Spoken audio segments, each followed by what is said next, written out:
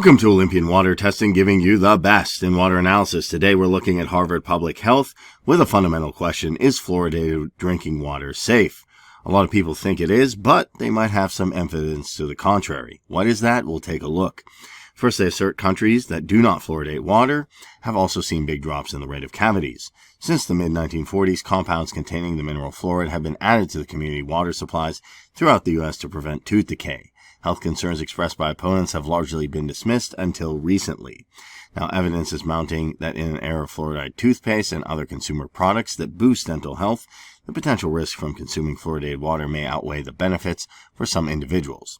Last summer, for the first time in 53 years, the U.S. Public Health Service lowered its recommended levels of fluoride in drinking water.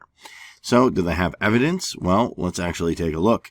Beginning in the early 20th century, scientists linked high levels of naturally occurring fluoride in certain community water supplies to low levels of tooth decay. And in 1945, Grand Rapids, Michigan became the first community in the world to add fluoride to tap water.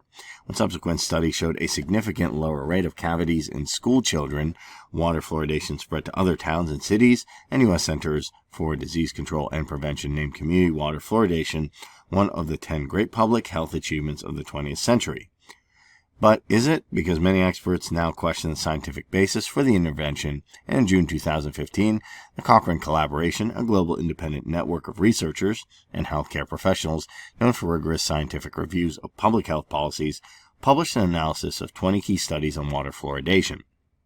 I found that while water fluoridation is effective at reducing tooth decay among children, no studies that aim to determine the effectiveness of water fluoridation for preventing caries, known as cavities, in adults met the review's inclusion criteria. We can actually see countries with fluoridation right here, the United States, and they're all color-coded as well. We can see the average decay right here for teeth. So the Cochrane report also concluded that early scientific investigations on water fluoridation, most were conducted before 1975, were deeply flawed.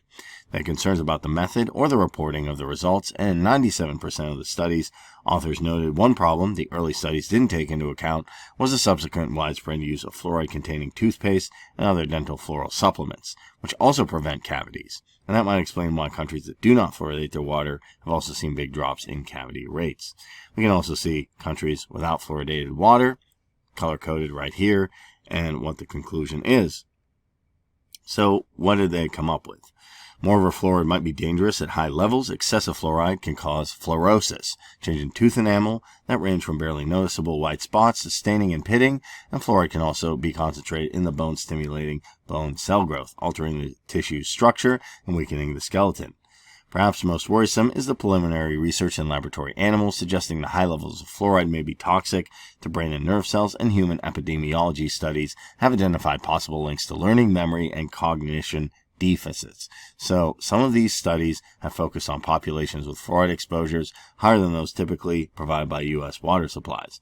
So the bottom line is we should recognize fluoride has beneficial effects on dental development, protects against cavities, but do we need to add it to drinking water so it gets in the bloodstream and potentially the brain? To answer this, we must establish 3 research priorities. First, since dental cavities have increased in countries, both without and with water fluoridation, we need to make sure we're dosing our water with a proper amount of fluoride for dental medicinal purposes, but no more.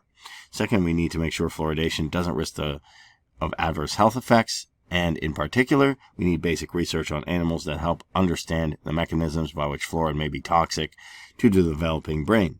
And third, finally, we need to find out if there are populations highly vulnerable to fluoride in drinking water, bottle-fed infants whose formula is made with tap water, for example, or patients undergoing dialysis. If these individuals are at risk, their water must come from a source that is lower in fluoride.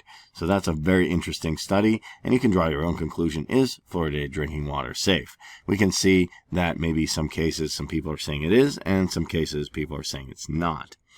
However, high amounts of fluoride can cause issues like fluorosis and other problems. So it's always a good idea to periodically test your water for high levels of fluoride.